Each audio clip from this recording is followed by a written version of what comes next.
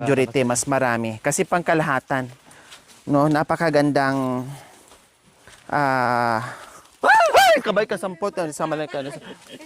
Ano ba yun? Munti ko na rin nung naitapon yung payong ko sa'yo.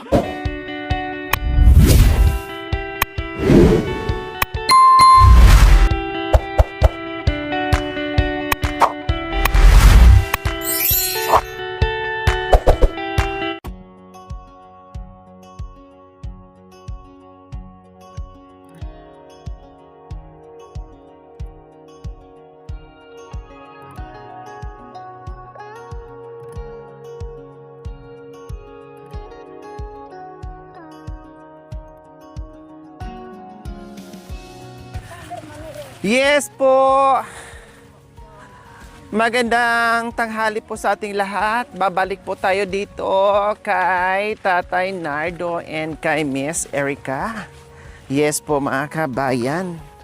No, dahil meron kaming pag-uusapan ni Tatay Nardo at gusto ko masilip muli ang sibol.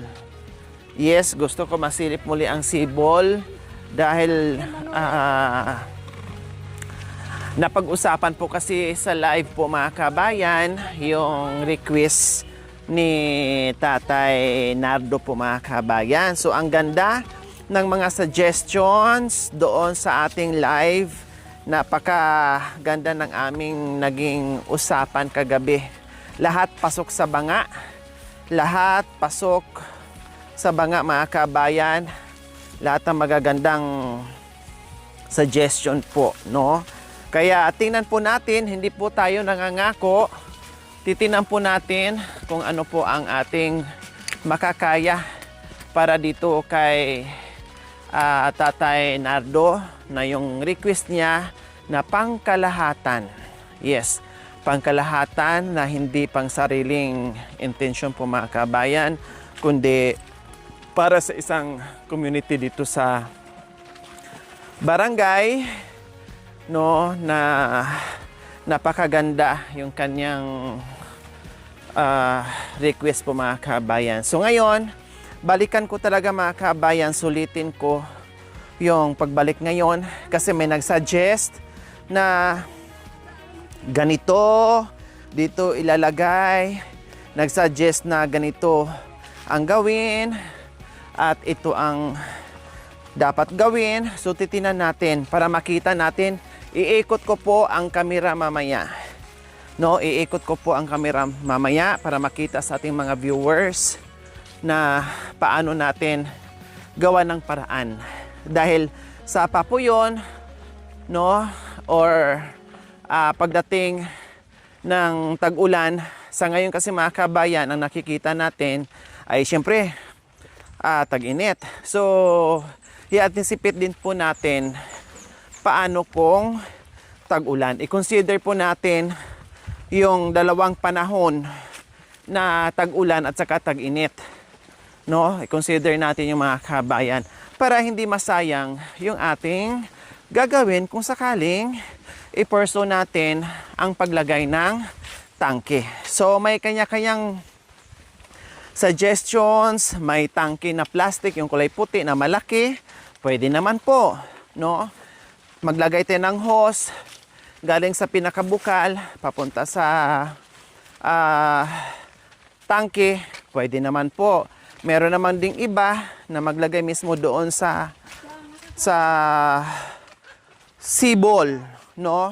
Ng tangke, pwede naman po. So, titingnan natin yung disadvantages at saka advantages sa kung sakaling maglagay tayo ng tangke na hindi masayang yung pera na pang-isahang gastos na hindi pa balik-balik, no, hindi pa ulit-ulit yung expenses kung sakaling maglagay po tayo. Kaya pag-isipan, pag-aralan ng mabuti, nagagastos tayo ay sulit at hindi masayang. Kasi syempre pag nagawa yan, no, hindi na natin alam na kung masira, mapagawa natin ulit.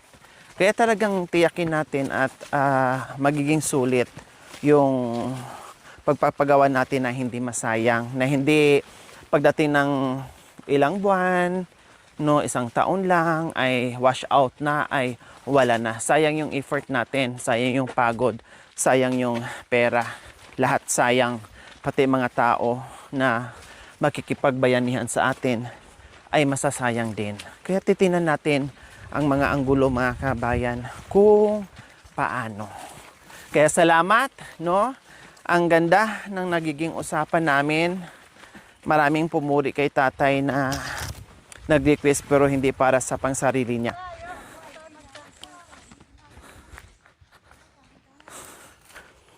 So regarding naman po doon, mga kabayan, sa baboy po na alaga ni Tatay Nardo, no? Sabi nga nila sana babae. Pero yun nga, wala nga silang choice kasi hindi naman nila yun binili na makapili sila ng babae. Binigay lang po sa kanila yun. Kaya hindi makapili.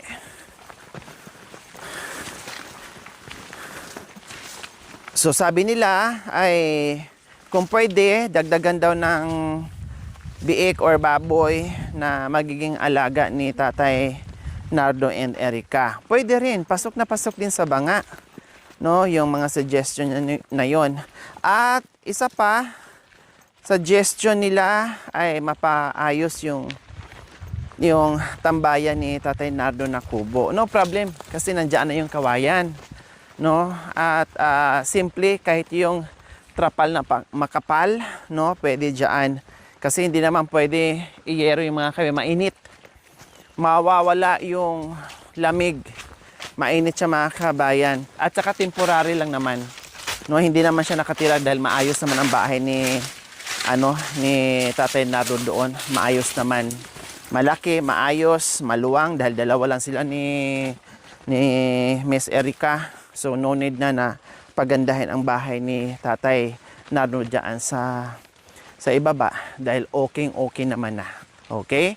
Then mas majority po, mga kabayan, na mapaayos or yung request ni Tatay Nardo doon sa Sibol. Mas majority, mas marami. Kasi pangkalahatan, no, napakagandang ay, kabay ka sampot. Sama ka.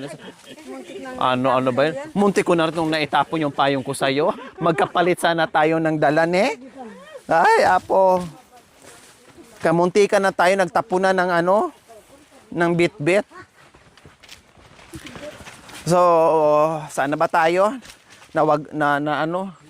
Na lumipad yung espiritu ko. Dito tayo. Dito. Ay! Mali ka ba masyado? O, dito na nga tayo. Mali ka pulbos. Okay. Libre pulbos dito. Nag-shortcut kami dito, mga kabayan, kasi napulbo na yung daan dyan. Good afternoon, Tatay Nardo and Miss Erica and Tatay Narda. Narda na rin. Ay, Diyos ko. Kumusta po? Pasensya muli sa aming disturbo, Tay.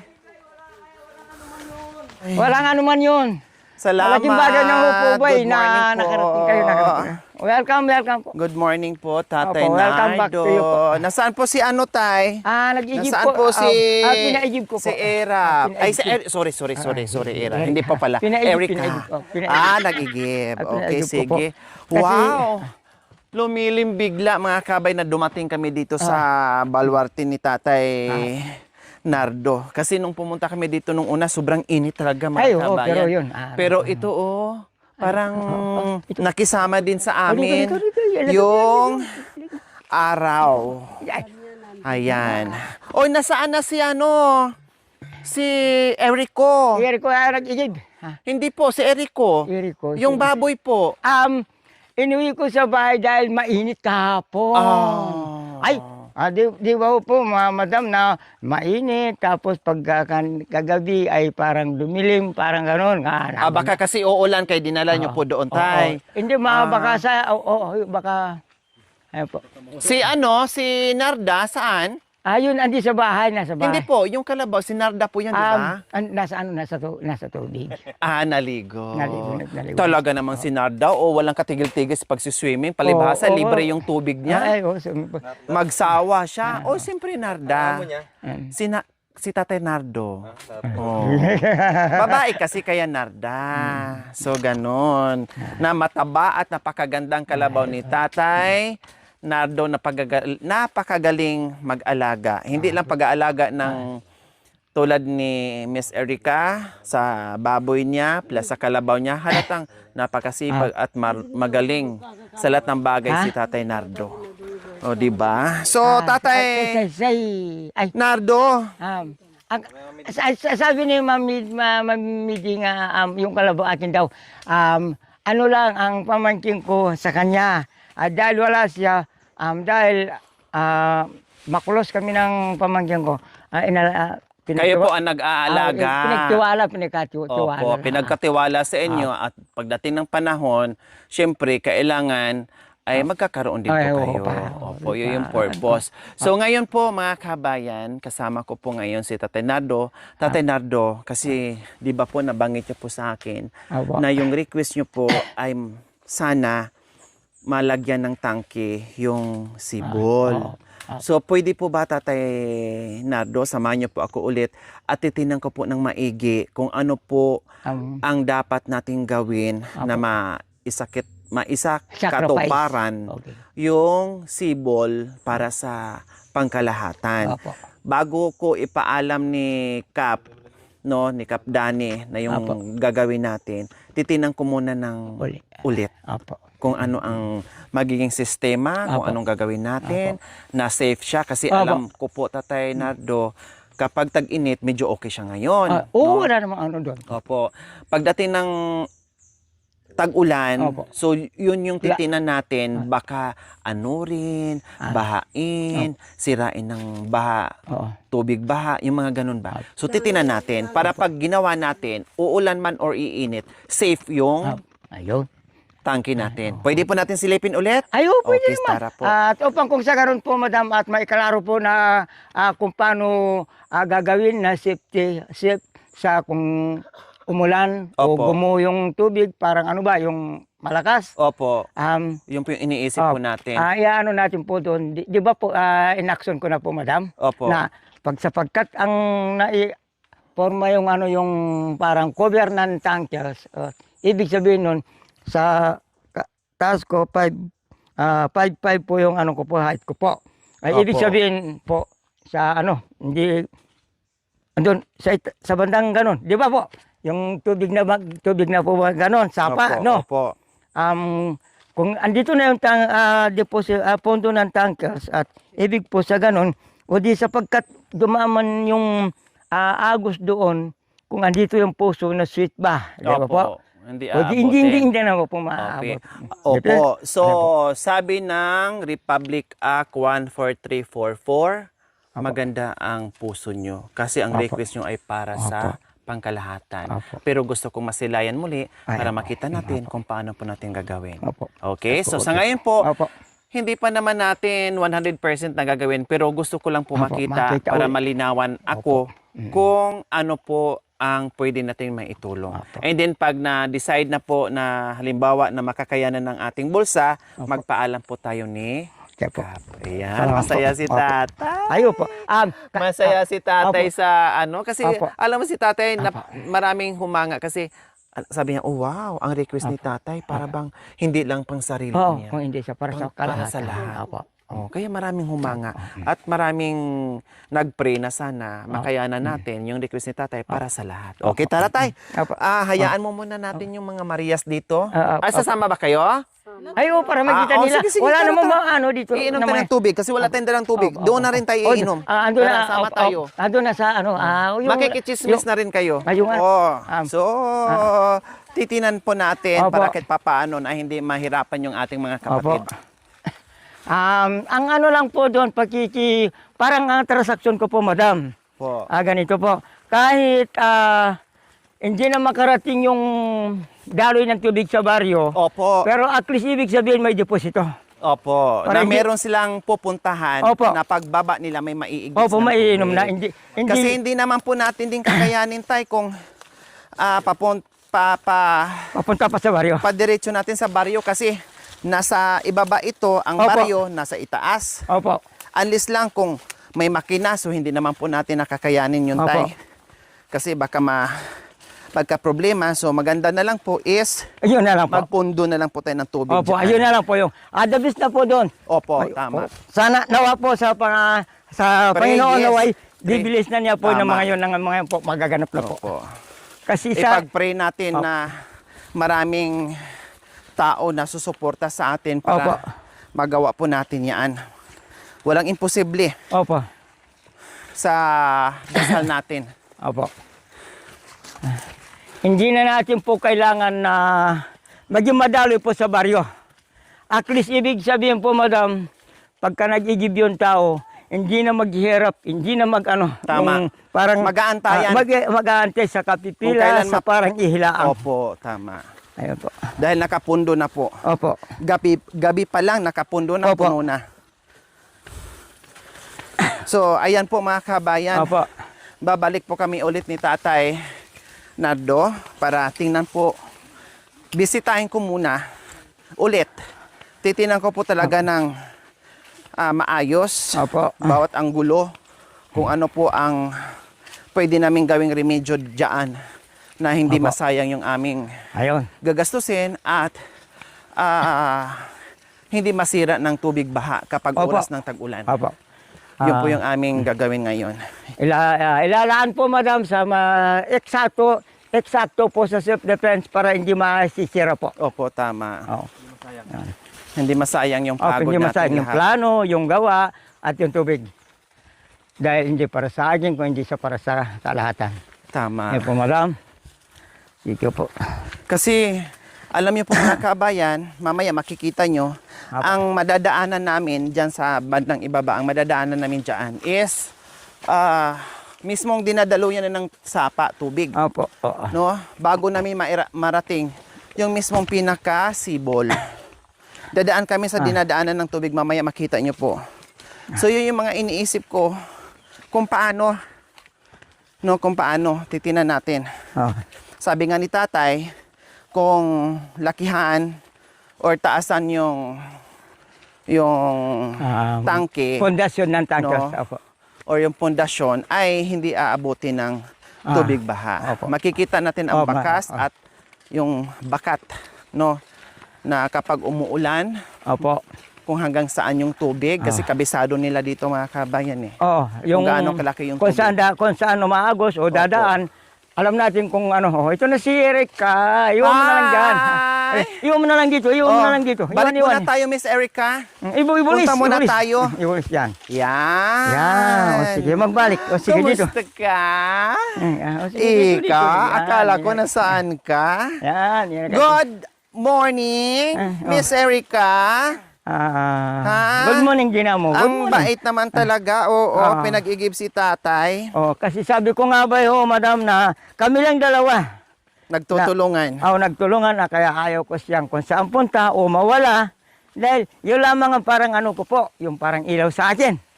Bilang magulang po, madam. Opo, siyempre tay, matanda na po kayo, may Opo. edad na, kailangan nyo talaga sa buhay si Erica. Opo. So, ayan po mga kabayan ha. Okay. Ito na po. So, ito Sabi, po mga manabo. kabayan ha. O, ito pa lang, bungad pa lang kung saan Opo. matagpuan namin yung Opo. sibol. Ito ay dinadaanan ng tubig Opo. na nanggagaling po doon sa sibol o sa bukal. Or sapa talaga ito, no? Opo. Sapa talaga. So dito dadaan. Kapag bumaha po tatay, paano ang mga nag-iigib dito? Saan po dadaan? Doon lang po.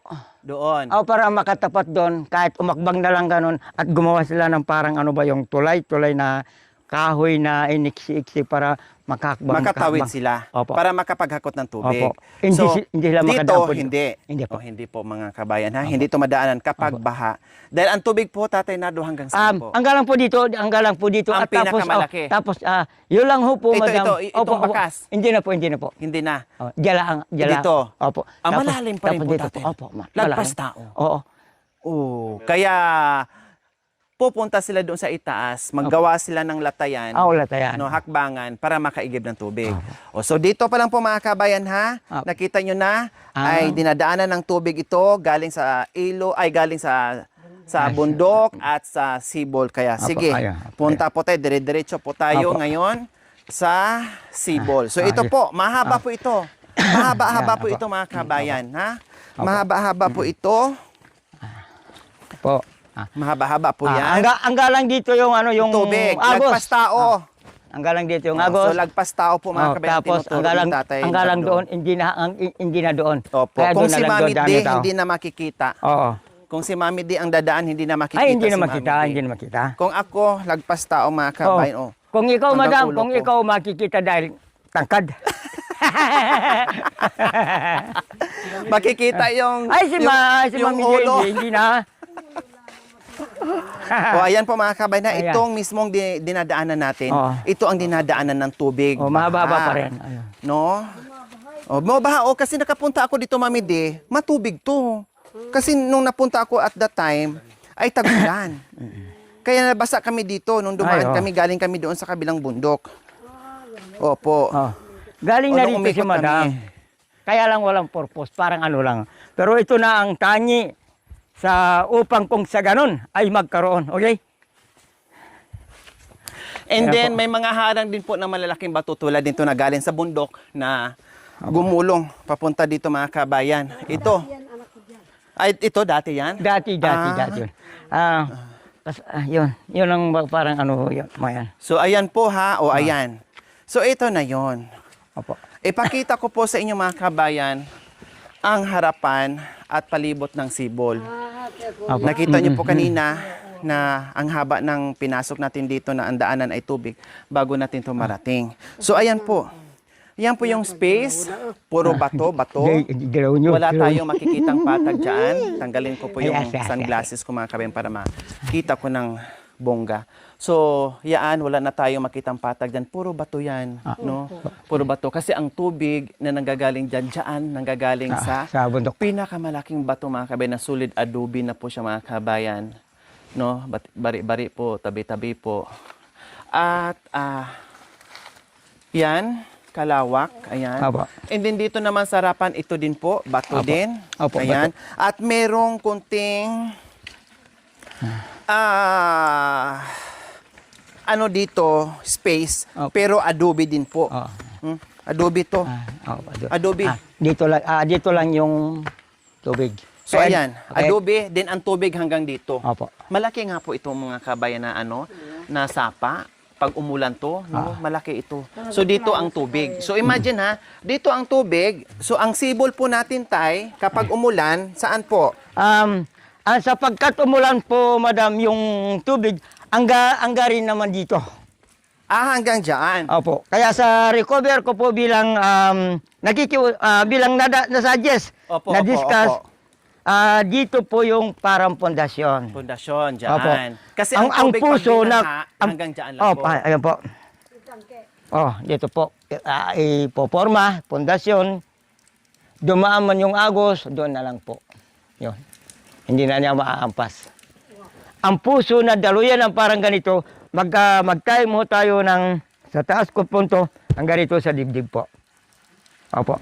Ang taas ng tankers, lagpas konti po dito sa taas ko. Dahil 5 po yung side ko po. So taasan ang tangke para makapag Recover po. deposit siya ng maraming tubig. Opo. So ang main po na saan po mismo nanggagaling yung bukal na yan?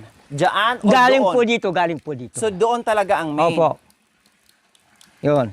Kaya at saka parang po, sapagkat kung nagawa po madam na dito po na ipundasyon yung pundasyon ng tankers po.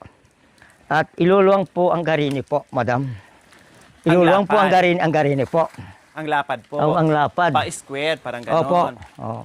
So, Tapos, paano po, tatay, mahukay natin? I-adobe po ito. Bato opo, po ay yan. Silisilin lang po. Kung may dala sanang itak. Ito, inukit-ukit nila lang ito, madam. Kaya itong silisilin tayo? Oo, kahit kaya. matigas? Ito, pinakupa ko lang ng itak to. Ito, hinukay lang ng itak to. Para may, yun lang po, yun lang ang laki na to, na parang deposito, na nagsusupply na sa buong baryo. Opo. Ay kung sakali pa po, madam, na may tangkas na po, o di ibig sabihin, Mas malaki na pong sobra-sobra, space. sapat na sapat yung tubig. Kahit naglakad lang, kahit magpila lang, dahil doon dadaan, ibig sabihin nun, pagdating ay magbukas ka na lang ng puso, ibig sabihin nun, hindi ka na mahihirapan. Ayun.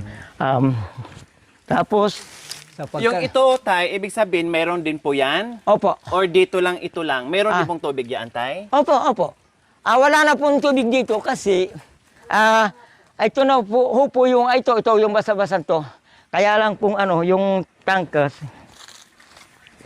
isama na to at itutukod din dito, madam. Dito. Kasi dapat walang awang po yan. Tay. Opo, walang Para awang. Walang butas. Sarado. Opo, sarado. Para walang tagas. Para walang tagas at tapon na tubig. walang dadapuan ng yung dumi-dumi, yung parang ba. So, ibig sabihin, ito, nagagaling pa sa ilalim. Opo, Din gagaling sa buong bundok na to po, madam. Nanggagaling sa buong bundok na to. Ito. Oh. So, ayan po mga kabayan, nakita na Opo. natin yung magiging kumbaga, halika. Sahod ka lang. So nakikita na po natin ngayon mga kabayan kung anong problema, kung ano yung possible at problem sa magiging plano natin. Plano pa lang po yung mga kabayan. Plano pa naman. Nagplano pa lang kami ni tatay. Opo. At ako na, para malagyan mo. Madam, ibigay mo na lang sa kanya. Siya na lang mag-ano habang nabibidyo. Ayun, okay? Ayun. Yun lang ang mantakin mo. Hayarap. Kahit yun, pinagtitiyagaan ipila dito, ikuha rito. Pero, Katulad yun, ng mga kabay, may nag-igib galing doon sa itaas, sa Apo. bundok. So, ganito. Pinipilahan dito mga kabayan kasi syempre buong barangay ay dito talaga kumukuha. So, pinipilahan din siya, lalo na sa umaga. Ayan. So, ganyan siya. Pero dati nung tag-ulan, malakas. Oo. So, ayan po mga kabayan, no? Talaga.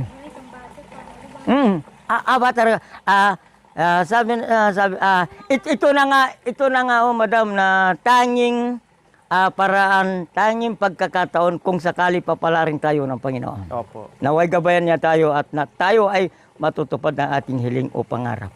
Na hindi na tayo maghirap, na kahit mag-igim na lang dito, kahit dito na lang tayo magsalod at magpila. Ibig sabihin nun, may recover na tayo. Wala nang gastos.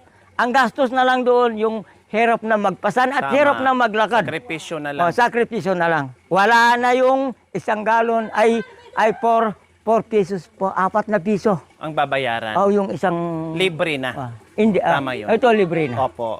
Hindi na sila bibili ng tubig mga kabayan. Pupunta na lang sila dito, mag-igib ng libre. Libre. Diba? Paano kung wala kang 4 pesos? Yun. Ay wala kang tubig. Wala kang Dito, kung mapaayos natin, ay libre. Libre. Libre sa lahat. Sa Yun lahat. ang ibig sabihin ni tatay. Magbabayad ka rin po sa motor. Diba? sa kulong-kulong. And then, kung wala kang motor, Ay, wala magbabay pa ka rin. sa kulong-kulong.